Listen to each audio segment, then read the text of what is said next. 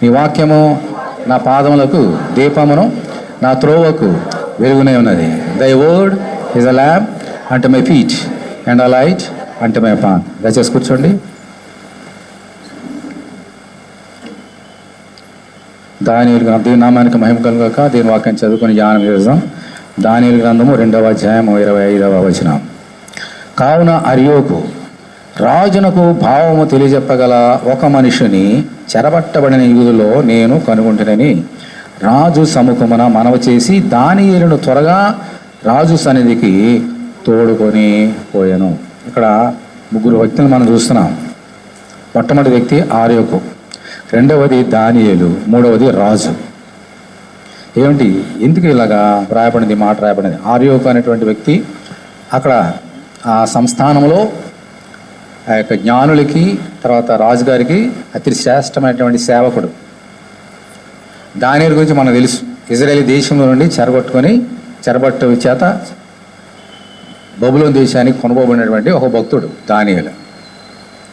అక్కడ రాజుగారు ఉన్నారు, నెబుకద్నెజరు రాజుగారు. ఈయన సన్నిధికి దానియేలు ఎలా తీసుకెళ్ళారమ్మా? త్వరగా రాజు సన్నిధికి తోడుకొని పోయాను. అర్యోకు రాజు సన్నిధికి త్వరగా తీసుకుపోయాడంట దానియేలుని. ఎందుకోసం, అక్కడ ఏ అవసరం వచ్చింది, ఏం జరిగింది అనేది కనుక మనం చూస్తే, రాజుగారికి పడుకున్నాడు. సాయంత్రం రాత్రి ఒక కళ వచ్చింది. దానికి కళ వస్తే ఒక వేగ్గా వచ్చింది కళ. కళ అయిపోగానే మెలుగు వచ్చింది. మెలుగు రాగానే కళ మర్చిపోయాడు. కళ వచ్చింది, చాలా కలవరపడ్డాడు. ఆ రాత్రి లేవగానే చాలా కలవరపడి, ఏంట కళ జ్ఞాపకం చేసుకుందా, ఎందుకు ఈ యొక్క కళ వచ్చింది అని అనుకుంటే కళ జ్ఞాపకం రావడలే. అప్పుడు ఉదయం కాగానే అక్కడ ఉన్నటువంటి జ్ఞానులందరిని పిలిపించాడు. మహాజ్ఞానులు ఆ బబులోను దేశంలో చాలామంది ఉన్నారు, వాళ్ళందరిని పిలిపించాడు చక్రవర్తి. పిలిపించిన తర్వాత వారితో ఒక మాట అన్నాడు. ఏమన్నాడంటే, రాత్రి నాకు ఒక కళ వచ్చింది, దాని భావం నాకు తెలియట్లేదు, చెప్పండి అన్నాడు. అప్పుడు వచ్చిన వారు అందరూ అంటున్నారు, అయ్యగారు ఏంటో కళ చెప్పండి, కళ చెప్తే మేము దానికి అర్థం ఏంటో చెప్తామని అన్నారు. నాకు కళ జ్ఞాపకం రావడలేదు. మీరు కళ చెప్పాలి, దాని భావం చెప్పాలి అని రాజుగారు అంటే, వాళ్ళు ఇదేంటండి ఇలాగ మేము ఎప్పుడు వెళ్ళలేదు, ఎవరి దగ్గర వెళ్ళలేదు, ఏదైనా కళలు చెప్తే దాని అర్థం చెప్తాం, కళ ఏం వచ్చిందో కూడా మాకు చెప్పకుండా అర్థం చెప్పమంటే మేమేం చెప్పగలుగుతాం అని చెప్పగానే రాజుగారికి చాలా కోపం వచ్చింది. నాకు ఎవరైతే కళ చెప్పాలి, దాని భావం చెప్పాలి, లేకపోతే నా సంస్థానంలో ఉన్నటువంటి జ్ఞానులందరినీ నాశనం చేస్తానన్నాడు, అందరిని చంపేస్తానన్నాడు. రాజుగారి ఆజ్ఞ వెళ్ళిపోయింది, చాలా శీఘ్రంగా వెళ్ళిపోయింది. ఇంకా జ్ఞానులందరూ కూడా భయంతో వణికిపోతున్నారు. ఒక డేట్ ఫిక్స్ చేశాడు. ఆ డేట్ కోసం అందరూ ఎదురుస్తున్నారు, చచ్చిపోవడానికి సిద్ధంగా ఉంటాం. వారందరూ కూడా చనిపోవడానికి సిద్ధంగా ఉన్నారు. ఈ సమయంలో ఈ సంగతి ఆ జ్ఞానులు ఎవరున్నారమ్మా? దానియేలు కూడా ఉన్నాడు. దానియేలుకు ముగ్గురు స్నేహితున్నారు, మేషక్, షడ్రకు, అబేద్నెగో. రాజు ఆజ్ఞను బట్టి ఎవరు నాశనం అయిపోతారమ్మా? జ్ఞానులందరూ నాశనం అయిపోతారు. వీళ్ళు ముగ్గురు ప్లస్ దానియేలు, వీరు కూడా జ్ఞానులే. వారితో పాటు వీరు కూడా చనిపోవాలి డిగ్రీ చేసింది. ఈ సంగతి దానియేలుకు చెప్పినప్పుడు దానియేలు గబగబా ఒక కార్యం చేశారు. చేయగానే ఈ కార్యం అర్యోకు దగ్గరికి వెళ్ళి చెప్పగానే అర్యోకు అవునా అని చెప్పి గబగబా అప్పుడు రాజుగారి దగ్గరికి తీసుకుని వెళ్ళాడు. ఏమిటి దానియేలుకు దేవుడు పరిచిన సంగతి ఏమిటి, ఎందుకు బయలుపరిచాడు? ఈ గూఢమైన సంగతి ఈ ప్రపంచంలో ఏ మనుషుడు, ఏ దేవత, ఏ సేవకుడు, ఏ ప్రవక్త చెప్పలేనటువంటి సంగతి అది. కళ ఏమిటో తెలీదు, దాని భావం చెప్పాలి. కానీ దానియేలు ఏం చేశాడమ్మా? ఆ కళ ఏంటో కూడా అతనికి తెలిసింది, దాని భావం కూడా తెలిసింది, దేవుని యొక్క ఆత్మ వలన. దేవుని స్తోత్రం, హల్లెలూయా. అయితే దేవుడు ఎందుకు దానియేలుకి ఇంత జ్ఞానాన్ని ఇచ్చి ఇంత ఆత్మ చేత కళని చెప్పి దాని భావాన్ని చెప్పాడు? ఏమిటి దానియేలు ఉన్న విశేషం ఏంటి, ఆయన ఉన్నటువంటి గుణాలు ఏమిటి, ఈరోజు మనం నేర్చుకోవాలి. నూతన సంవత్సరంలో మనం ప్రవేశపెట్టబడిన దేవుని యొక్క కృప చేత ఈ నూతన సంవత్సరంలో దేవుడు నిన్ను అలా దీవించాలి, నన్ను దీవించాలి, ప్రపంచంలో అందరూ దీవించాలి, వాక్యం ఏంటని బిడ్డలందరూ అలాగూ దీవించాలి, దానియేలు దీవించినట్లుగా. దానియేలును దీవించినట్లుగా నీకు ఆశ ఉంటే నువ్వేం చేయాలా? దానియేలు చేసినట్టు చేయాలి నువ్వు. ఏం చేశాడు దానియేలు? దానియేలు 5 శ్రేష్టమైన గుణాలు ఉన్నాయి. ఈ 5 శ్రేష్టమైన గుణాలను బట్టి దేవుడు అతను ఎంతగానో దీవించి జ్ఞానులు చంపకుండా ఆపగలిగినాడు దేవుని యొక్క మహాకృప చేత. ఏమిటి మరి ఈరోజు మన సమయం 5 చెప్పడానికి సమయం ఉంటే చెప్తా, లేదంటే నెక్స్ట్ వీక్ చెప్తా. ఏమిటి దానియేలు ఉన్నటువంటి మొట్టమొదటి గుణం ఏంటో మనము నేర్చుకోవాలి. అసలు ఈ దానియేలు గురించి మనము మొదటి అధ్యాయం తీయండి. దానియేలు గ్రంథము మొదటి అధ్యాయము.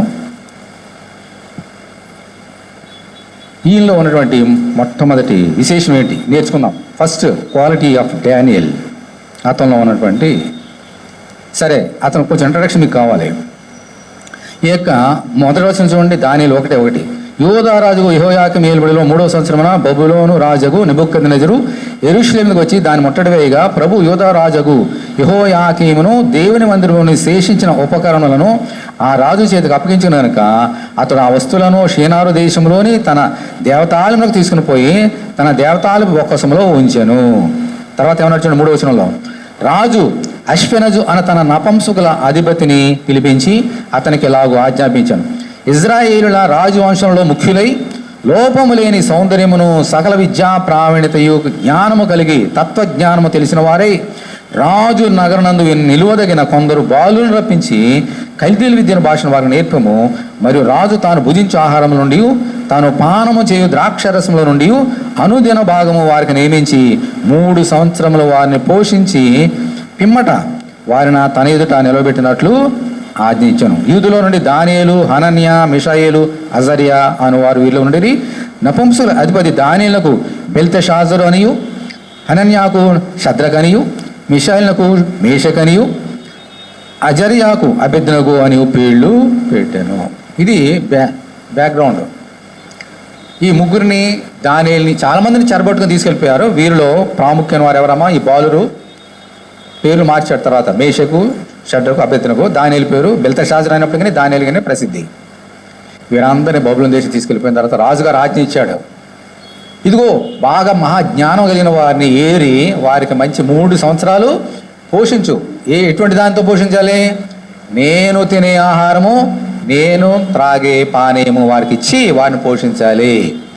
అప్పుడు వారు 3 సంవత్సరాల తర్వాత నా దగ్గర తీసుకుని వస్తే వాళ్ళు ప్రజ్ఞ గల వారిని, జ్ఞానం గల వారిని నా సంస్థానంలో ఉంచుకోవడానికి నేను ఎన్నుకుంటానని చెప్పాడు. ఇది ఆజ్ఞ. అందులో వీరున్నారు. ఓకే. అప్పుడు దానియేలులో ఉన్నటువంటి మొట్టమొదటి గుణం నేర్చుకోవడానికి ఏం చెప్పడం ఆయన? నేను తినే ఆహారంలో, నేను త్రాగే పానీయంలో వారికి పెట్టండి అన్నాడు. ఇప్పుడు అందరితో పాటు చాలామంది ఎన్నుకున్నారు. వారిలో ఈ 3 ప్లస్ దానియేలు 4 ఉన్నారు. ఈ 4 ఏం తినాలి? రాజుగారు ఏం తింటే తినాలి, ఆయన ఏం తాగితే తాగాలి. మరి అది ఏ దేశం అంటాం? అది అన్య దేశం, అది విగ్రహార్థంతో దేశం. అది ఇజ్రాయెల్ దేశం కాదు. ఇక్కడి నుంచి వెళ్ళిపోయారు కదా, కొన్ని వందల కిలోమీటర్ల దూరం. అక్కడ అంతా విగ్రహారాధన. వారు తినేదంతా కూడా దేవుడు ఏ తినవద్దన్నాడో అది తినే దేశం అది. లేవియకాండం 11వ అధ్యాయంలో చెప్పాడు దేవుడు ఏమి తినాలి, ఏమి తినకూడదు. ఆయన బిడ్డలు ఏది పవిత్రమో, ఏది అపవిత్రమో అని చాలా స్పష్టంగా, ఏ జంతువులు తినాలి, ఏ జంతువులు తినకూడదు, ఏ పక్షులు తినాలి, ఏ పక్షులు తినకూడదు, జలచరాల్లో కానీ సముద్రంలో కానీ ఆకాశ పక్షులు కానీ ఏది తినాలి, ఏది తినకూడదు స్పష్టంగా లేవియకాండం 11వ అధ్యాయంలో చెప్పాడు. అయితే అక్కడ దేవుడు ఏం చెప్పాడు? దానికి వ్యతిరేకంగా తినే దేశం అది. ఇప్పుడు మన చైనా దేశం ఉంది, ఎప్పుడు రోగాలను అక్కడి నుంచి వస్తాయి. ఎందుకని? ఏం తినకూడదు, అన్నీ తింటారు వాళ్ళు. ఇప్పుడు మళ్ళీ కరోనాతో పాటు ఇంకోటి వచ్చింది. ఇప్పుడు భయంకరమైన చచ్చిపోతున్నారు అక్కడ. గత వారం రోజుల నుంచి హాస్పిటల్ ఖాళీ లేవు అక్కడ. ఇప్పుడు పరిస్థితి అలా ఉంది. ఏం తినకూడదు అది తినే ప్రదేశము బబులోను దేశము. ఓకే. ఇప్పుడు ఇది అక్కడ తింటున్నారు. ఇప్పుడు ఏం చేయాలి? దానియేలు అతను పెట్టింది తినాలి. దేవుడు తినొద్దన్న తినాలి. నువ్వు నేను ఏం చేస్తాం? రాజుగారు తినేది మనం పెడితే, మనం రోజు తినేది పప్పుచారు తింటాం ఇంట్లో. వారానికి ఒకసారి చికెన్ తెచ్చుకొని తింటాం. రాజుగారు, ప్రైమ్ మినిస్టరు, ప్రెసిడెంట్ తినేది మనకు భోజనం పెడితే వద్దంటామా? ఇంకా అక్కడ వదిలిపెట్టాం. ఇంకా దానియేలు ఏం చేశాడు చూడండి, ఏమన్నాడు చూడండి. అది దానియేలు ఉండే శ్రేష్టమైనటువంటి గుణం. మొదటి అధ్యాయము 3వ వచనం నుంచి నేను చదివాను. ఇప్పుడు తర్వాత చూడండి 8వ వచనం. రాజు భుజించు భోజనమును పానము చేయు ద్రాక్షరసమును పుచ్చుకొని తన్ను ఏముందమ్మా అపవిత్రపరచు కొనకూడదని దానియేలు ఉద్దేశించి, దేవుని స్తోత్రం హల్లెలూయా, తాను అపవిత్రుడు కాకుండానట్లు వాటిని పుచ్చుకొనకుండా సెలవిమ్మని నపుంసకుల అధిపతిని వేడుకొనగా, దేవుడు నపుంసకుల అధిపతి దృష్టికి దానియేలునకు కృపాకటాక్షం నొందని అనుగ్రహించును కనుక నపుంసకుల అధిపతి దానియేలుతో ఇట్లనను, మీకు అన్నపానం నియమించిన రాజుకు నా యజమానుడికి నేను భయపడుచున్నాను. మీ ఈడు బాలుర ముఖముల కంటే మీ ముఖములు కృషించినట్లు ఆయనకు కనబడినేలా, అట్లయితే మీరు రాజు చేత నాకు ప్రాణాపాయము కలుగజేతురు. చాలా జాగ్రత్తగా వినండి. దానియేలు ఏమనుకున్నాడమ్మా? దేవుని దృష్టికి వ్యతిరేకంగా నేను పాపం చేయకూడదు అని ఉద్దేశించిన వాడే, తను తాను అపవిత్రపరచుకొనకూడదు అనుకుని ఉద్దేశించిన వాడే ఎక్కుతా అంటున్నాడు, అయ్యా రాజుగారు తినే ఆహారం కానీ తినే పానీయం కానీ మాకు పెట్టకండి అనగానే అప్పుడు ఆయన కొంచెం ఇంకో వేరే వానికి చెప్తే వెంటనే నరిగేసేవాడు. కానీ దేవుని కృపాకటాక్షము, దేవుని చిత్తానుసారంగా నడుచుకోవాలన్న ఆశ దానిలో ఉంది కాబట్టి ఆరోగ్యకి దేవుడు ఏం చేశాడమ్మా? దానియేలు ఏడలా కడాక్షం కలిగేశాడు కాబట్టి అంటున్నాడు మంచి మాటలతో. ఏమన్నాడంటే, దానియేలు రాజుగారి సంగతి నీకు తెలుసు కదా, రాజుగారు ఒక ఆజ్ఞించాడంటే ఖచ్చితంగా నెరవేరాలి. ఇప్పుడు నేను మీకు ఈ అన్నపానాలు రాజుగారు తినే భోజనం కానీ పానం కానీ తీసివేశాను అనుకోండి, మీ ముఖాలు ఎలా ఉంటాయి? పాడైపోతాయి. మిగిలిన వారు ఆ చక్కని శ్రేష్టమైన ఆహారం భుజిస్తున్నారు కాబట్టి వారి యొక్క ముఖాలు, వారి యొక్క అలంకారం చాలా చక్కగా ఉంటాయి. రాజుగారి సన్ని తీసుకెళ్ళినప్పుడు మీ ముఖాలు అలా ఉంటే, ఇప్పుడు దోషం ఎవరైనా నోపుతాడు? రాజుగారు నా మీద మోపుతాడు, నీకు సరి భోజనం పెట్టలేదని. నిన్ను చంపడం నన్ను చంపుతాడు ఆయన. అయ్యో ఎందుకు ఇలా చేస్తామని అడిగాడు ఆయన. చూసారా దానియేలు ఏమనుకున్నాడు? ఏ ఉద్దేశించాడమ్మా హృదయంలో? భలే దొరికింది ఆహారం, రాజుగారు తినే ఆహారం దొరికింది కానీ తినేసాడా? దేవునికి వ్యతిరేకంగా నేను పాపం చేయకూడదు, ఆ తినే ఆహారం తిని నేను అపవిత్రపరచకూడదని ఉద్దేశించాడంట. ఈ ఆశ నీలో ఉందా నా సోదరుడు, నా సోదరి? పైగా బాలుడు అప్పుడే ఇంకా చిన్నవాడే, పెద్దవాడేం కాదు, ప్రవక్త అయిపోలేదు, ఇంకా చిన్నవాడే. ఈ చిన్నవానికి బాలుడిగా ఉండగానే అతని హృదయంలో ఏముందమ్మా? నా దేవుని దృష్టికి నేను పాపము చేయకూడదని ఆశ ఉంది. నీకుందా నా సోదరు, నా సోదరి? అందుకని పిల్లలు వాక్యం చదువు పిల్లలు చదవండి, తెలుగు రానుకో తెలుగు చదువు నేర్చుకోండి. ఎందుకంటున్నావు? ఎందుకు వాక్యం చెప్తున్నాడు ప్రతి వారం ఇక్కడ మీకోసం, మేము దీవించాలని. ఈ కొత్త సంవత్సరం ఎందుకు తీసుకొచ్చాడు మనందరినీ? దేవుడు ఈ కొత్త సంవత్సరం ఇంకా దీవించాలని. దానియేలుకున్నటువంటి ఆశ నీకుందా నా సోదరు, నా సోదరి? మనం ఎన్నో చేస్తాం దేవునికి ఇష్టమైన కార్యాలు, పొద్దున్న సాయంకాలం చేసేవే. ఏది వద్దంటే అదే చేస్తాం, ఏ చేయమని చేయం. 10 ఆజ్ఞలు ఎన్నిసార్లు తప్పిపోతున్నాం మనందరం కూడా. గత సంవత్సరం ఎన్నిసార్లు తప్పిపోయాం, ఎన్నిసార్లు పరీక్ష చేసుకుంటున్నాం, ఎన్నిసార్లు క్షమించని తాగుతున్నాం. మళ్ళీ మామూలే. ఈ ప్రపంచం అలా ఉంది, మనం ఎలాగున్నాం? సరే ప్రపంచం సంగతి బయట పెట్టండి, పక్కన పెడదాం. నువ్వు ఎలాగున్నావు నా సోదరుడు, నా సోదరి? నేను ఎలాగున్నా? దేవుని దృష్టికి అనుకూలంగా నేను చేయాలి కానీ ఆయనకు వ్యతిరేకంగా ఏమీ చేయకూడదని ఆశ నీకున్నదా నా సోదరుడు, నా సోదరి? దానియేలు ఏమన్నాడు చూడండి. ఇప్పుడు 11వ వచనం, మళ్ళీ 10వ వచనం చదువుతున్నాం. 10, మీకు అన్నపానములు నియమించిన రాజుకు యజమానికి నేను భయపడుచున్నాను.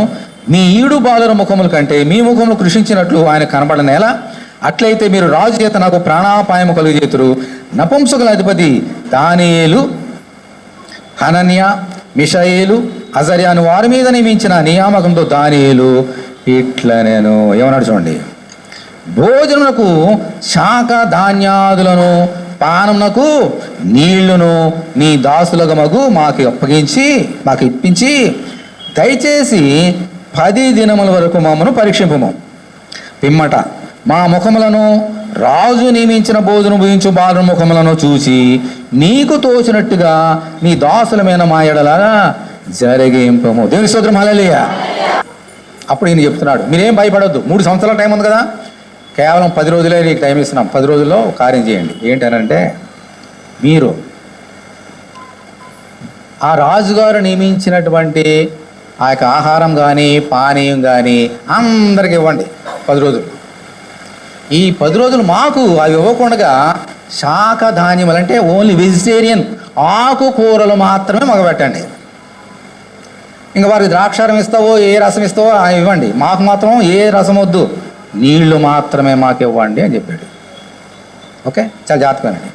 మాకేం ఇవ్వాలి? నీళ్ళు ఒకటే, ఆకుకూరలు మాత్రమే ఇవ్వండి, ఇంకేం వద్దు మాకు. 10 రోజులు మమ్మల్ని పరీక్ష చేయండి. 10 రోజులు మాకు ఆకుకూరలు ఇచ్చి నీళ్ళు ఇచ్చి మమ్మల్ని పరీక్ష చేయి మా పక్కన పెట్టి ఈ 10 రోజులు మిగిలిన వారందరికీ శ్రేష్టమైన ఆహారాన్ని ఇచ్చి వారిని పోషించు. 10 రోజులు అయిపోయిన తర్వాత మీ ఎదురుకి మేమందరం వస్తాం, అప్పుడు నీకు ఏది ఇష్టం అది చెయ్యి, మా ముఖాలు ఎలా కనబడితే అలా చెయ్యి అన్నాడు. అప్పుడు ఈయనేమన్నాడు తర్వాత ఒకసారి అష్బెనజు అనేటువంటి నపుంసకుల అధిపతి మరి ఇలాగూ చెప్తున్నాడు ఈ మాటలన్నీ కూడా. ఓకే, ఇప్పుడు దానియేలు ఏమన్నాడు చూడండి అతనితోటి. అప్పుడు అతను ఏమన్నాడు చూడండి, అందుకు అతడు ఈ విషయంలో వారి మాటకు సమ్మతించి 10 దినముల వరకు వారిని పరీక్షించను. ఎవరైతే ఈ అష్బెనజు యొక్క మరి అధీనంలో ఉన్నారో అప్పుడు అతను అంటున్నాడు సమ్మతించాడు, పరీక్షించాడు. ఇప్పుడు 15 వచ్చిన చూడండి, 10 దినములైన పిమ్మట, దేవుని స్తోత్రం హల్లెలూయా, 10 దినములైన పిమ్మట వారి ముఖములు రాజు భోజనము భుజించు బాలురందరి ముఖముల కంటే సౌందర్యముగాను కళగాను కనబడగా రాజు వారికి నియమించిన భోజనమును పానము కొరకైన ద్రాక్షరసమును ఆ నియామకుడు తీసివేసి వారికి శాఖ ధాన్యాదులను ఇచ్చెను. దేవుని స్తోత్రం హల్లెలూయా. 10 రోజులు అయిపోయింది, మిగిలిన వారందరూ చక్కని శ్రేష్టమైన ఆహారం తిన్నారు, ద్రాక్షరసన త్రాగారు. ఈ ముగ్గురు ప్లస్ దానియేలు మాత్రము ఓన్లీ వెజిటేరియన్ తిన్నాడు, నీళ్లు మాత్రమే తాగాడు. అందరూ వచ్చారు అతని సన్నిధికి. ఈ నలుగురు యొక్క ముఖాలు ఎలా ఉన్నాయంటమ్మా, వారందరికంటే 2 మాటలు చెప్పాడు, సౌందర్యముగాను 1 కళగాను అగుపడెను. దీని స్తోత్రం హల్లెలూయా. ఇప్పుడు శ్రేష్టమైన మాట, దానియేలు ఎంత మంచివాడు చూడండి, బాలుడు ఇంకా యవన దశకు వెళ్తున్నాడు. అటువంటి సమయంలో నా దేవుని దృష్టి నేను పాపం చేయకూడదని నిర్ణయం చేసుకున్నాడు. 1, నేను అపవిత్రమైన వాడిని తినివేసి నేను అపవిత్రుడు కాకూడదని నిర్ణయం తీసుకున్నాడు. అందుకని అతను ఎవరు తోడుకున్నారు, దేవుడు తోడుకున్నాడు. నీవు గనక ఇటువంటి నిర్ణయాలు తీసుకుంటే మనుషులు నీకు వ్యతిరేకంగా ఉండొచ్చు, రాజుగారు కత్తి నీ మెడ మీద ఉండొచ్చు, ప్రభుత్వం కత్తి నీ మీద మెడ ఉండొచ్చు, కానీ తల మీద దేవుని యొక్క కృప అభిషేకం ఉంటుంది. దేవుని స్తోత్రం హల్లెలూయా. దేవుని కృప నీ మీద ఉంటుంది కిరీటంగా. He didn't care. దానియేలు ఎవరిని, ఆ రాజుగారిని ఎవరిని లక్ష్య పెట్టలేదు, దేవుని లక్ష్య పెట్టాడు. అందరి ముఖాల కంటే వీరి ముఖాలు కళగా సౌందర్యంగా ఉన్నాయట. కారణం ఏమిటి చెప్పాలి. మరి చక్కగా భోజనం చేశారు, మిగిలిన అందరూ శ్రేష్టమైన భోజనం చేశారు. డాక్టర్ గారి దగ్గరికి వెళ్తే నీరసంగా ఉన్న వాళ్ళకి ఏం చెప్తారమ్మా, ఆ కైమా తిను, మటన్ తిను, ఆ సూపు తాగని చెప్తారు. అది అయితే నీకు మంచి ఆరోగ్యంగా ఉంటావు, నీ ముఖం కళగా ఉంటుంది, ఆరోగ్యంగా ఉంటావు అని చెప్తారు. పేషెంట్లకి వెళ్తే మంచి టానిక్లు ఇస్తారు, విటమిన్స్ పిల్స్ ఇస్తారు. వారు తింటే తాగితే బోర్న్విటా ఇంకోటి తాగితే మంచి ఆరోగ్యంగా ఉంటారు. మరి దానియేలు ఏం తిన్నాడు, ఏం తాగాడు, నీళ్ళు తాగాడు, ఓన్లీ వాటర్. ఆకుకూరలు, ఆ గోంగూర తోటకూర అక్కడ దేశంలో ఉన్నాయో అవి తిన్నాడు అంతే. కానీ అందరికంటే దానియేలు ముగ్గురు యొక్క ముఖాలు ఎలా ఉన్నామో సౌందర్యంగా ఉన్నవి. సౌందర్యము కళ దేనికి సంబంధించిందమ్మా, శరీరానికి సంబంధించింది. ఓకే, దానియేలు కేవలం శరీర సంబంధమైన సౌందర్యంగా లేడు, ఆత్మలో కూడా సౌందర్యంగా ఉన్నాడు. దీని స్తోత్రం హల్లెలూయా. మనుషులు ఈ లోకంలో ప్రయాసపడుతున్నది ఈ శరీరాన్ని అలంకరించుకోవడానికి, ఈ శరీరం అందంగా కనబడటానికి, ఈ శరీరం కళగా కనబడడానికి ప్రయత్నం చేస్తున్నారు. కానీ హృదయం నా దేవుని దృష్టికి సౌందర్యంగా ఉందా లేదా అని సంగతి మర్చిపోతున్నారు. ఆయన అంటున్నాడు అందం మోసం, సౌందర్యం వ్యర్థం. ఇది దేవుని సామెతల గ్రంథంలో దేవుడు చెప్పిన మాట. కానీ ఈ లోకం మనుషులు ఈ శరీర సౌందర్యానికి విలువనిస్తున్నారు కానీ ఆత్మ సౌందర్యానికి విలువ ఇవ్వటం లేదు. అంటే ఇలా డ్రెస్ వేసుకుని తప్ప, చక్కని బట్టలు కట్టుకుని తప్ప, నో. అయితే నీ దృష్టి ఎక్కడ ఉన్నది, నీ సమయాన్ని ఎంత ఇస్తున్నావు, దేవునికి ఎంత ఇస్తున్నావు, నీ శరీరాన్ని పోషించుకోవడానికి, నీ శరీరాన్ని సౌందర్యం కనబడడానికి, కళవంతంగా కనబడడానికి ఎంత సమయాన్ని ఇస్తున్నావు, అది ఇంపార్టెంట్. దేవుడు చక్కగా ఉండడం తప్పు కాదు, ఆయన అలంకారం. యేసుక్రీస్తు ఎంత అందగాడో మనకు తెలీదా, దావీదు ఎంతగా అందగాడో మనకు తెలీదా. కానీ దేని మీద నీ దృష్టి ఉన్నది, ఏం తిని మీద, ఏమి తిందుమో, ఏమి త్రాగుదామో, ఏమి ధరించుకుందామో పక్కన పెట్టాడు దేవుడు. దేవుని రాజ్యమును నీతిని మొదలు వెతకండి అన్నాడు. అందుకు ప్రభావం ఈరోజు నువ్వు ఏమి వెతుకుతున్నావు నా సోదరుడు, నా సోదరి, ఈ లోకం ఏమి వెతుకుతున్నావు మనకు తెలుసు. అనేకమైన బ్యూటీ పార్లర్స్ ఉన్నాయి, ఓకే, అదొక వృత్తి, ఒక నో ప్రాబ్లం. మన క్రైస్తవులు అనేకమంది వృత్తి చేస్తున్నారు, ఓకే, నో ప్రాబ్లం, అదొక వృత్తి, profession. But how much time you are allocating? దేవునికి వాక్యం చదవడానికి ఎంత సమయాన్ని ఇస్తున్నావు? దేవునికి ప్రార్థన చేయడానికి ఎంత సమయాన్ని ఇస్తున్నావు? దేవుని మందిరం రావడానికి మందిరంలో ఎంత సమయం ఇస్తున్నావు? అద్దం ముందు ఎంత సమయాన్ని నువ్వు కేటాయిస్తున్నావు? బాత్రూంలో కానీ, బ్యూటీ పార్లర్లో కానీ, బయట కానీ ఎంత సమయం వెక్కిరిస్తున్నావు? ఒక్కసారి ఆలోచన చేయి. దానియేలు వీటన్నిటికి వ్యతిరేకం. ఒకసారి యెజబెల్ గురించి మీకు చెప్పాను, ఎంతమంది జ్ఞాపకం ఉందో నాకు తెలియదు. కుక్కలు వచ్చి ఆమె శరీరాన్ని నాకి వేసి తినేసి, అలాగే ఆమె రంగులు పూసుకొని అలంకరించుకున్నది యెజబెల్.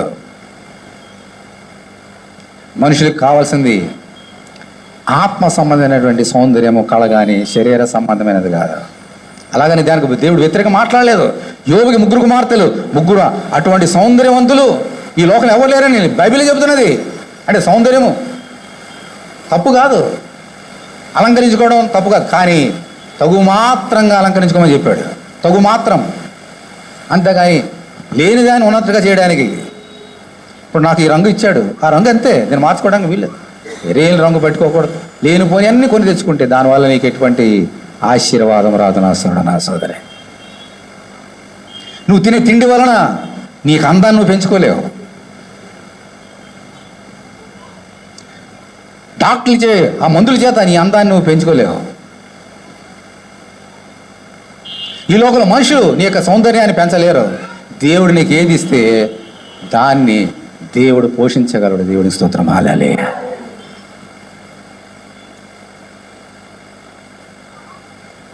అడవి గడ్డిని చూడండి, అడవి పువ్వును చూడండి, ఎంత చక్కగా ఎంత అందంగా ఉంటాయి.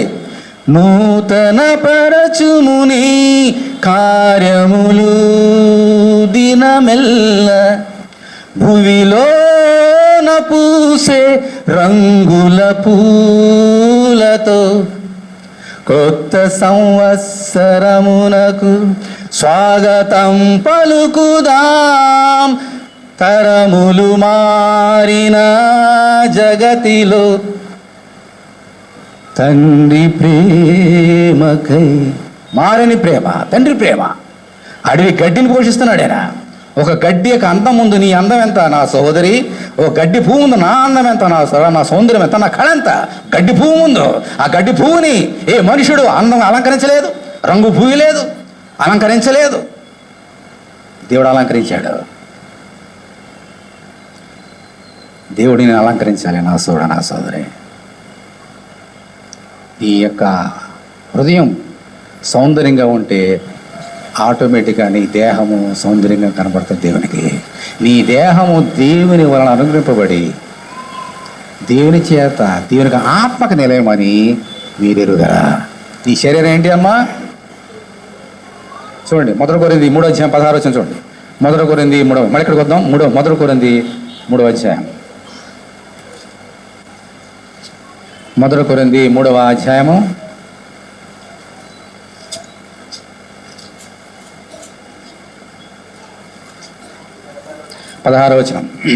మీరు దేవుని ఆలయమే ఉన్నారని, దేవుని ఆత్మ మీరు నివసించున్నాడని మీరు ఎరుగరా.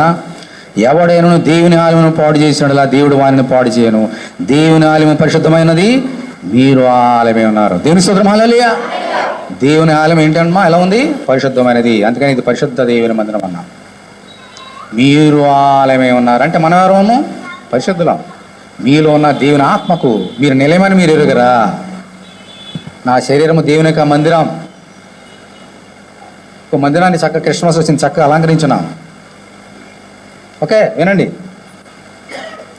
1 వారం రోజులు పట్టింది. ఇంక రోజు దాని మీదకే, ఈరోజు ఇది చేద్దాం, అది రోజు అనేసామా, వారం తర్వాత మానేసామా, అంతే అయిపోయింది. సంవత్సరం ఒకసారి అలంకరించాం దేవుని మందిరం, చాలు. నేను ఇంకా నా శరీరాన్ని, ఇది కూడా దేవుని మందిరే కదా, ఇంకా రోజు అదే పనిగా చేస్తుండే దేవునికి ఇష్టం అనుకుంటున్నారా నా సోదరి? దానిలో అలా చేయలేదా? వేరే వాళ్ళు అయితే రాజుగారు పెట్టే భోజనం అమ్మ ఎంత కమ్మగా ఉంటుంది, జీవితం ఒక్కసారైనా ఛాన్స్ వస్తుందా? రాజుగారు తినే భోజనం ఒకసారి తినే ఛాన్స్ ఎంత? ఇప్పుడు హోటల్ అన్నీ చక్కగా, హైదరాబాద్ 2 హోటల్ అన్నీ చక్కగా మరి 30 దంతలు 60 దంతలు పెరిగిపోతున్నాయి. ఎందుకనంటే ఇందుకే రోజు తినేసి బోరు కొట్టి వీకెండ్ రాగానే వెళ్ళిపోయి వచ్చినట్టు జీతంలో సగం జీతం దానికి భోజనాలకే పెడుతున్నారు చాలామంది.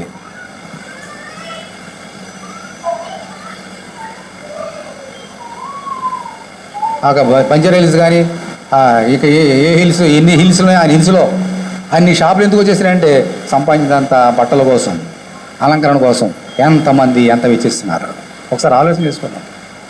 ఇలాగ అలంకరించుకోవడము, డబ్బులు వెచ్చించడం తప్పు అని దేవుడు ఎక్కడా చెప్పలేదు. కానీ ఎంత మాత్రమో అంతే, తగిన మాత్రంగా చేయాలి కానీ ఎక్కువ చేయవద్దు. చేయటం వలన దేవుని దృష్టికి మనము అయిష్టంగా మారే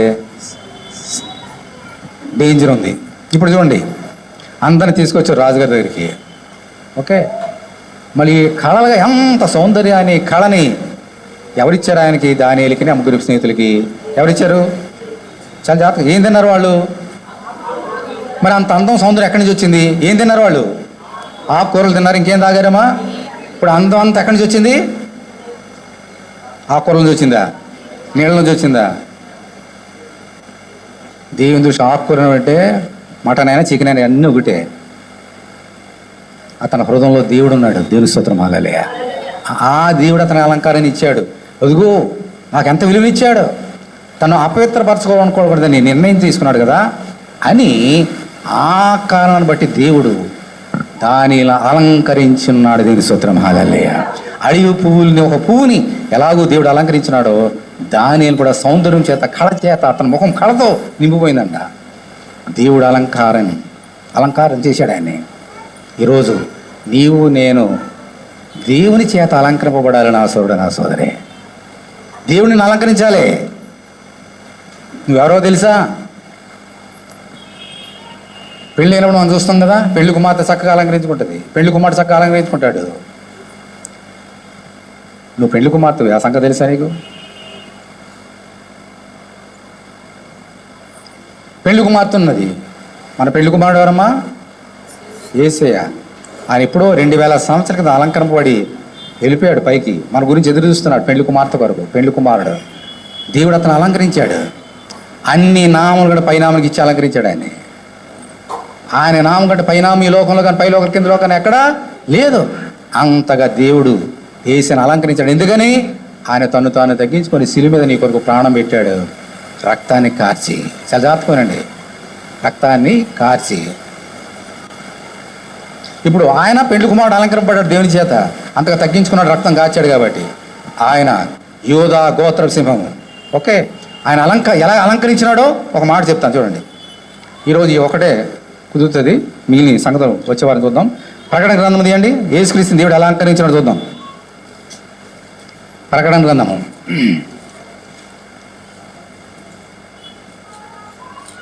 అందరూ గట్టిగా దేవుని స్తోత్రం చెల్లించాం. దేవుని స్తోత్రం హల్లెలూయా. యోహాను రాసిన ప్రకటన గ్రంథము 1వ అధ్యాయం 8వ వచనం. ఆల్ఫయు ఓమెగియు నేనే, వర్తమాన భూత భవిష్యత్ కాలంలో ఉండువాడు నేనే అని సర్వాధికారి దేవునికి ప్రభు సెలవిచ్చున్నాడు. ఇప్పుడు చూడండి, ఈ ఆల్ఫా ఓమేగా అయినటువంటి యేసయ్య ఏం మాట్లాడుతూ చూద్దాం. 12వ వచనం. ఇది వినగా నాతో మాట్లాడుచున్న స్వరం ఏమిటో అని చూడ తిరిగి తిని ఎవరో యోహాను భక్తుడు తిరిగ్గా యేసయ్య కనబడ్డాడు. ఎలా కనబడ్డాడు చూడండి. 11వ వచనం. 7 సువర్ణ దీపస్తంభములను, ఆ దీపస్తంభముల మధ్యను మనుష్య కుమారుని పోలిన ఒకరిని చూసిన దేవుని స్తోత్రం హల్లెలూయా. అక్కడ ఏమన్నాయమ్మా? దీపస్తంభముల మధ్య 7 సువర్ణ దీపములు, 7 సువర్ణ దీపాలు ఉన్నాయి. వాటి మధ్యలో ఉన్నాడంటే యేసయ్య. దీపాలంటే ఏంటి? వెలుగు. 7 దీపాలంటే వెలుగు. అంత వెలుగు మధ్య ఆయన ఉన్నాడు. ఆయన తన పాదములమునట్టుకు దిగుచున్న వస్త్రము ధరించుకొని రొమ్మునకు బంగారు దట్టి కట్టుకొని ఉండెను. ఆయన తల వెంట్రుకలను తెల్లని ఉన్నిని పోలినవై హిమమంత ధవళముగా ఉండెను. ఆయన నేత్రములు అగ్ని జ్వాలలే ఉండెను. ఆయన పాదములు కొలుములో పుటము వేయబడి మెరీచున్న అపరంజితో సమానమై ఉండెను. ఆయన కంఠ స్వరము విస్తార జల ప్రవాహముల ధ్వని వలె ఉండెను. ఆయన తన కుడి చేత 7 నక్షత్రములను పట్టుకొని ఉండెను. ఆయన నోట నుండి 2 అంచులు గల వాడి అయిన ఖడ్గం ఒకటి బయలువెళ్ళుచుండెను. ఆయన ముఖము మహా తేజస్సుతో ప్రకాశించున్న సూర్యుని వలె ఉండెను. దేవుని స్తోత్రం హల్లెలూయా.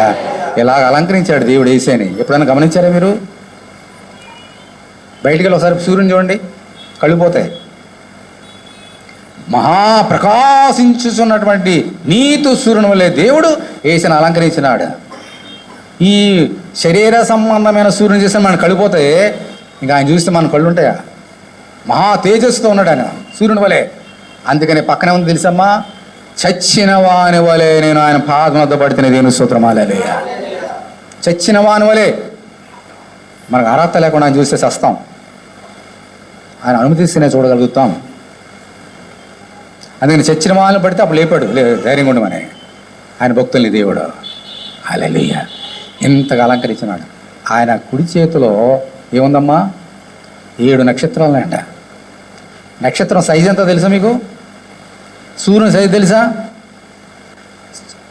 భూమి కంటే కొన్ని వందల వందల వందల వందల వందల రెట్లు పెద్దవాడు సూర్యుడు. ఆ సూర్యుని కంటే వందల వేల వేల రెట్లు పెద్దవాడు నక్షత్రం.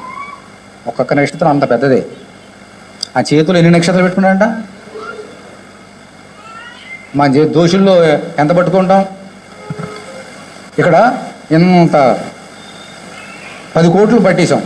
నీ చేతులకి ఎంత పడితే అంత పట్టుకెళ్ళండి అన్నాం అనుకోండి, ఎంత పట్టుకెళ్తారు? ఇక్కడ 10 కోట్లు ఉన్నాయి, వస్తావు ఒక చేతితో, నీ కుడి చేతితో ఎన్ని నోట్లు వస్తాయని పట్టుకెళ్తాయి. ఎన్ని వస్తాయి నీకు చేతిలోకి? మహా వస్తే 500 నోట్లే కదా ఇప్పుడు మ్యాక్సిమం నోట్లు. మహా అయితే ఒక 50,000 వస్తాయేమో నీ చేతిలోకి, ఒక 1,00,000 వస్తాయేమో, ఒక 2 లక్షలు వస్తాయేమో. చేతులు ఇంకేమైనా కట్టుకుంటే మ్యాగ్నెట్గా ఇంకేమైనా పెట్టుకుంటే 10 లక్షలు తీసుకెళ్తాయేమో ఇంటికి నీ కుడి చేతితోటి. కానీ దేవుని కుడి చేతులు ఏమున్నాయమ్మా? 7 నక్షత్రాలు ఉన్నాయంట. ఒక్కొక్క నక్షత్రము దాని విలువ కట్టలేము, దాని సైజు కట్టలేము, దానికి ఎంత దూరం ఉందో దాని విలువ కట్టలేము. అటువంటి 7 నక్షత్రాలు ఉన్నాయంట. ఇప్పుడు ఆలోచన చేసేవా దేవుడు ఎంతగా అలంకరించాడు యేసేని? అందుకని యోధా గోత్ర సింహం ఆయన. హల్లెలూయా. ఆయన నోరు ఎలాగుందమ్మా? వాడిగల ఖడ్గం, 2 అంచుల వాడిగల ఖడ్గం. ఎందుకనంటే ఆయనే వాక్యం. ఆది ఎందు వాక్యం ఉండను, వాక్యము దేవుడు, నా వాక్యము శరీరధారి, మన మధ్య కృపా సత్య సంపూర్ణుడుగా మన మధ్య నివసించిన దేవుని స్తోత్రం. హల్లెలూయా. ఆయనే వాక్యం, ఆయనే దేవుడు, ఆయనే ఖడ్గం, 2 అంచుల వాడిగల ఖడ్గం. మనిషి హృదయంలో దూరిపోయినంతగా దేవుని వాక్యం సజీవమై బలముగలదై కీళ్ళలోను మూలులోను దూరిపోయి హృదయంలో ఉన్నటువంటి తలంపులను శోధించగల శక్తి గల 2 అంచుల వాడిగల ఖడ్గం ఆయన దగ్గర ఉంది. అదే దేవుని వాక్యం. నా సోదరుడా, నా సోదరే, అంతగా దేవుడు అతను అలంకరించినాడు. 2000 సంవత్సరాల క్రితం పెండ్లి కుమారుడు వెళ్ళి సిద్ధపడ్డాడు. పెండ్లికి ఎప్పుడు వస్తాడో తెలియదు. నిన్ను పెండ్లి కుమార్తె వెళ్ళి చూడాలని ఆశపడుతున్నాడు. ఒక దానియేలు వలె ఉండాలని ఆశపడుతున్నాడు దేవుడు ఆ పెళ్లి కుమారుడు. ఈ లోకంలో పెళ్ళి లగితే అమ్మా, ఏ పెళ్ళని చూసుకోండి, పెళ్లి కుమార్తె ఉంటుంది, కొంతవరకు స్నానం చేసి వస్తుంది అంతే. మిగిలిన అలంకారం చేసినంత ఎవరమ్మా? పక్కనటువంటి బ్యూటీషియన్ వస్తుంది ఒకసారి, లేదంటే ఇంట్లో ఉన్న వాళ్ళు తల్లిదండ్రులు మరి బంధువులు అలంకరిస్తారు ఆమెని. అన్నీ ఆమె అలంకరించుకోదు, అలంకరిస్తారు. నువ్వు పెళ్లి కుమార్తెవి, నిన్ను నీవు అలంకరించుకోలేవు. దేవునికి ఆత్మ నిన్ను అలంకరించాలి పెళ్లి కుమార్తె వలె. నిన్ను నువ్వు అలంకరించుకుంటే అది దేవునికి ఇష్టమైనటువంటి పెళ్లి కుమార్తె వలె నువ్వు ఉండలేవు. ఎందుకంటే నువ్వు శరీర సంబంధివి, దేవుడు ఆత్మ సంబంధి. శరీర సంబంధి ఆత్మ సంబంధం దేవుడు సంతోషపెట్టలేడు, సంతోషపెట్టలేరు. నిన్ను పెళ్లి కుమార్తెలు సిద్ధపడాలనంటే దేవుని ఆత్మ నీకు కావాలి నా సోదరు, నా సోదరి. దానియేలుని సౌందర్యవంతునిగా, కళావంతునిగా చేసింది దేవుడు నా సోదరు, నా సోదరి.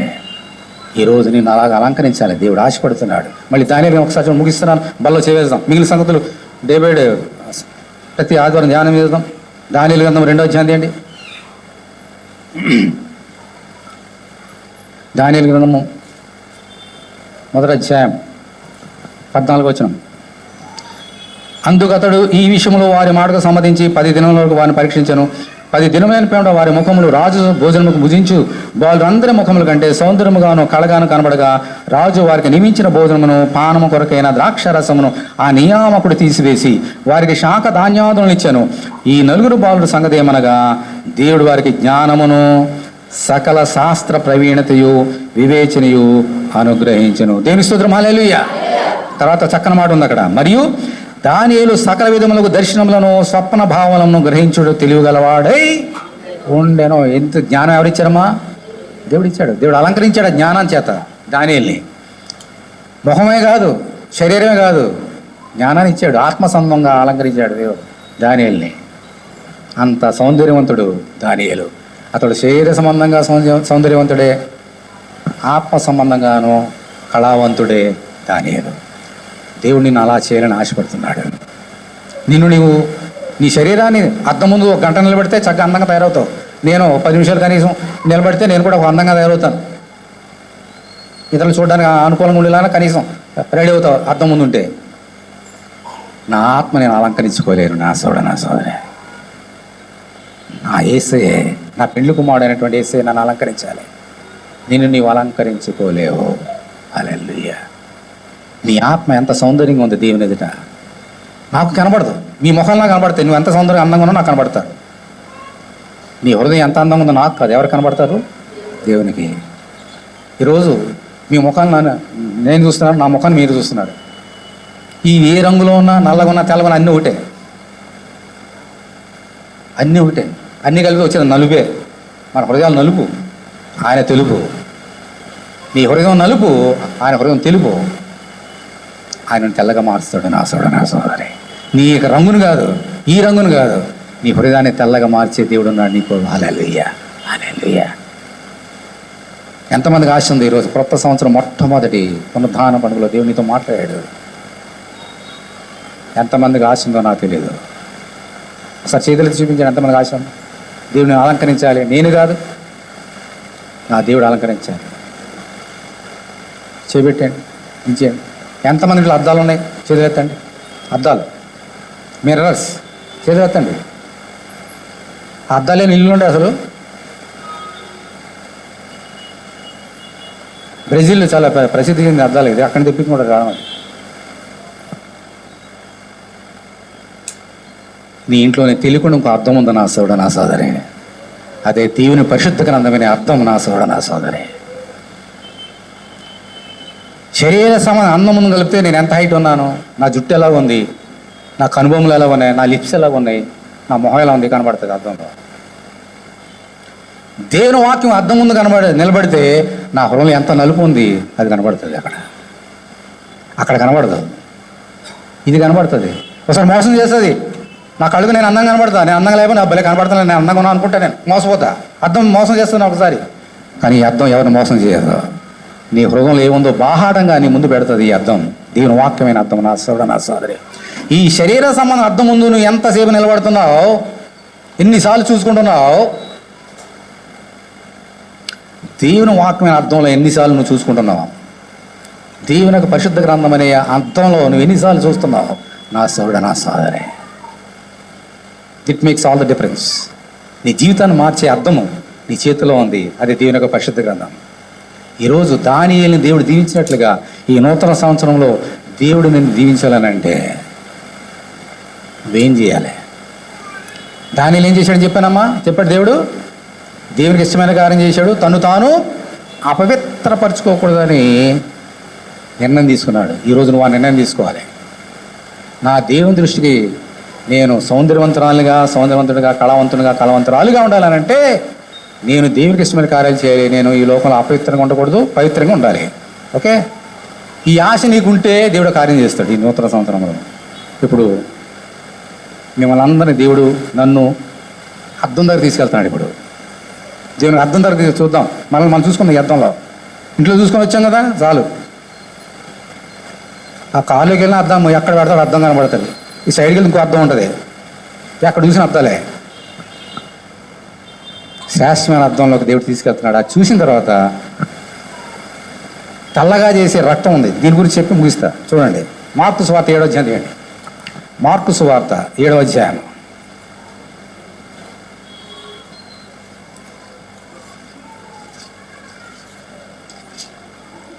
మార్కు సువార్త బైబిల్ అంతా తీయండి.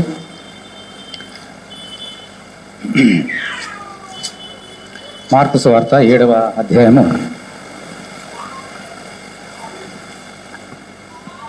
13వ వచనం. ప్రభు ఏమన్నాడు? పెళ్లి కుమారుడు నీ కొరకు అలంకరింపబడిన పెళ్లి కుమార్తె నీతో మాట్లాడుతున్న మాటలు. మీరు నియమించిన మీ పారంపర్యాచారము వలన దేవుని వాక్యమును నిరర్ధకము చేయుదురు. ఇటువంటివి అనేకులు మీరు చేదురని చెప్పాను. అప్పుడు ఆయన జనసమూహమును మరలా తన ఎద్దకు పిలిచి, మీరందరూ నా మాట విని గ్రహించుడి. వెలుపల నుండి లోపలికి పోయి మనుషుని అపవిత్రునిగా చేయగలిగినది ఏదీ లేదు, కానీ లోపల నుండి బయలు వెళ్ళినవే మనిషిని అపవిత్రంగా చేయను. My God, my God.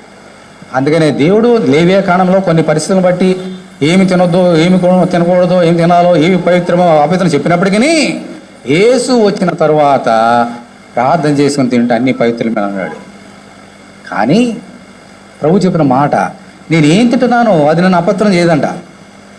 ఉదాహరణకి పంది మాంసం తినొద్దని చెప్పాడు దేవుడు. నేను పంది మాంసం తింటే నేను అపవిత్రం అయిపోవచ్చేమో నేను ఆ పాత నిబంధన బట్టి.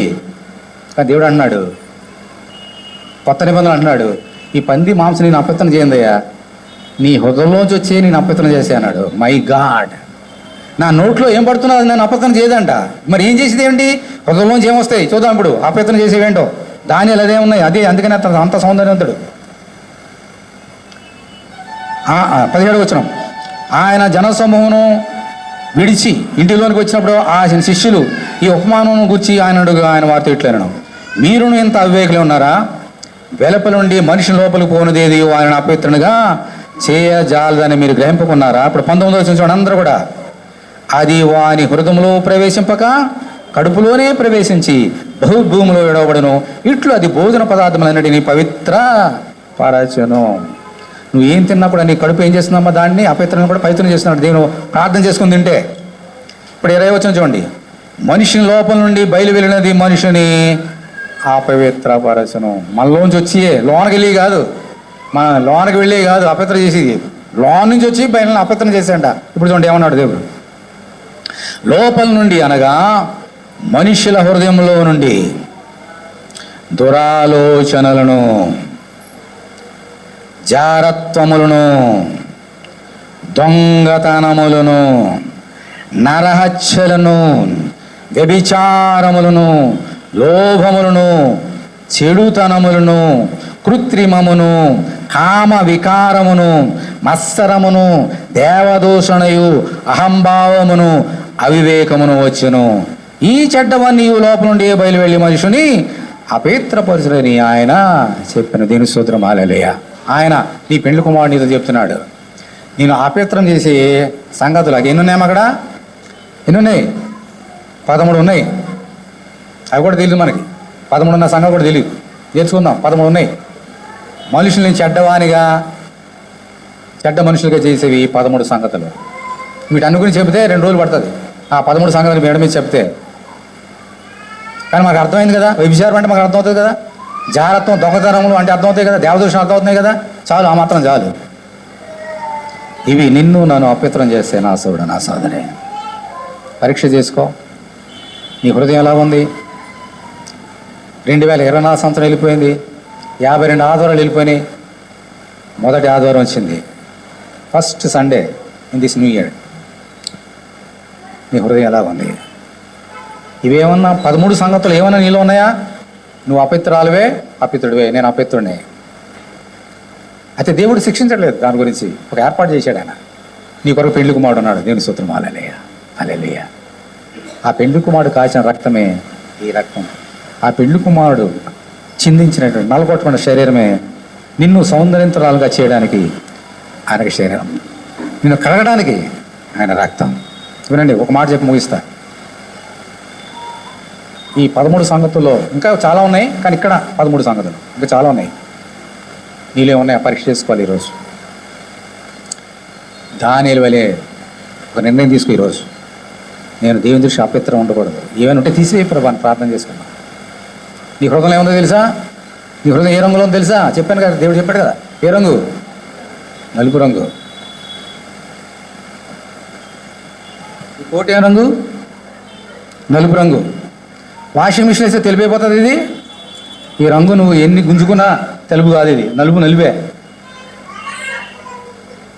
అమెరికా నుంచి తెచ్చిన వాషింగ్ మిషన్ వేసినా నల్లగానే ఉంటుంది, తెల్లగా మారదు.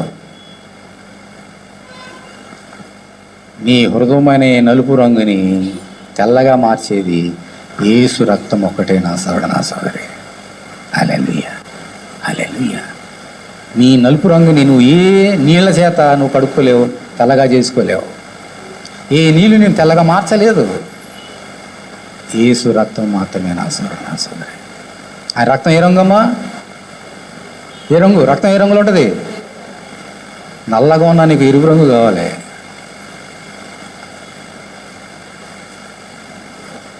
చాలామంది రంగు పూసుకుంటారు కదా, అందులో మేము ఫస్ట్ వచ్చే రంగు ఏంటమ్మా? ఎరుపే. వీటిలో కూడా అదే రాస్తారు,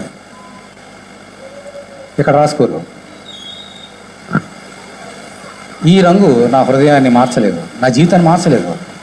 ఇక్కడ రాసుకునే రంగు నా హృదయాన్ని మార్చలేదు, ఇక్కడ రాసుకునే రంగు నన్ను మార్చలేదు. ఈ ముఖానికి కానీ కాళ్ళ చేతులకు కానీ ఎక్కడ ఈ తలకు కానీ ఏమి చేసినా నా జీవితాన్ని తెల్లగా చేయలేవు. యేసు రక్తం ఒకటి నా సోదరనాశనం. అందులో లేచినండి, ఈ రక్తం ఎరుపు, ఈ ఎరుపు రంగే నల్ల రంగుని తెల్లగా మార్చేది. ఎరుపు రంగు నల్ల రంగుని తెల్ల రంగుగా మార్చేది ఎర్ర రంగు, అదే యేసు రక్తం. అందరూ కళ్ళు మూసుకోండి, అందరూ కళ్ళు మూసుకోండి. నీ హృదయంలో ఏముందో ఒక్కసారి పరీక్ష చేసుకో. అందరు కళ్ళు మూసుకోండి, అందరు కళ్ళు మూసుకోండి. Close your eyes please. మీ హృదయాన్ని తెలుసుకోండి. దానియేలు వలె ఎంతమంది ఉన్నాం మనం? ఎంతమంది మనం అపవిత్రం చేసుకోకుండా శుద్ధులుగా ఉండడానికి సిద్ధపడుతున్నాం? అందరూ పరీక్ష చేసుకోండి. వాళ్ళు చేయబోతున్నాం. అడవి పువ్వుల్ని ఎంత చక్కగా అలంకరించాడు నా సోదరుడు, నా సోదరి. ఇదిగో నిన్ను అలంకరించడానికి తన రక్తాన్ని కాచాడు.